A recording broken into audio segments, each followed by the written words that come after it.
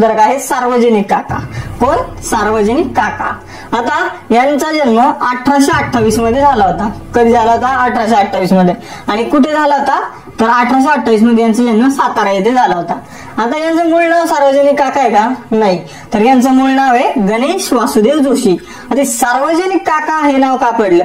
तर पुढे जाऊन हे सार्वजनिक सभेची स्थापना करतात आणि सार्वजनिक सभेमध्ये त्यांना सर्व लोक काय म्हणायचे? सार्वजनिक काका असं म्हणायचे। त्यामुळे यांचं नाव पुढे जाऊन काय पडलं? सार्वजनिक काकाच असं पडलं। पण यांचं मूळ नाव काय आहे? गणेश वासुदेव जोशी। आता हे पेशाने म्हणजे व्यवसाय काय करत होते? तर हे मूळ वकील होते आणि यांनीच वासुदेव बळवंत फडके यांचं वकीलपत्र घेतलं होतं। म्हणजे वासुदेव बळवंत फडके यांचा खटला कुणी लढवला होता? तर गणेश वासुदेव जोशी म्हणजे सार्वजनिक काका यांनी तो लढवला होता। आता 1870 मध्ये हे लक्षात ठेवायचं, 1870 या वर्षी सार्वजनिक सभेची स्थापना करण्यात आली।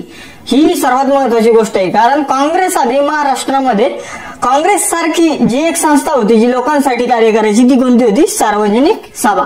तर या सार्वजनिक सभेची स्थापना सार्वजनिक काका आणि इतर काही पुढाऱ्यांच्या मार्फत 1870 मध्ये करण्यात आली आणि ती कुठे करण्यात आली? तर ती पुणे या ठिकाणी करण्यात आली। कुठे करण्यात आली? पुण्यामध्ये करण्यात आली। आधीचे अध्यक्ष कोण होते?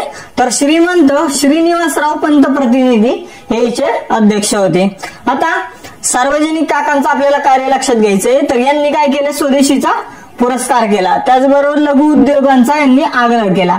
तर आपल्याला कुठून समजतं की यांनी स्वदेशीचा पुरस्कार केलेला आहे?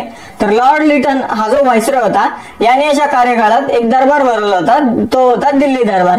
तर या दिल्ली दरबारामध्ये सार्वजनिक काका जे होते ते हाताने जे विणलेलं कापड असतं त्याचा पोशाख धारण करून या दरबारामध्ये उपस्थित राहिले होते। त्यामुळं आपल्याला या गोष्टीवरून लगेच लक्षात येतं की हे स्वदेशीचा पुरस्कार करणारे खंदे कार्यकर्ते होते। आता यानंतर ही सार्वजनिक सभा जी होती या सार्वजनिक सभेमार्फत यांनी 1876-77 मध्ये जो दुष्काळ पडला होता तर या दुष्काळामध्ये दुष्काळग्रस्तांना मोठी मदत केलेली आपल्याला दिसून येते। आता यानंतर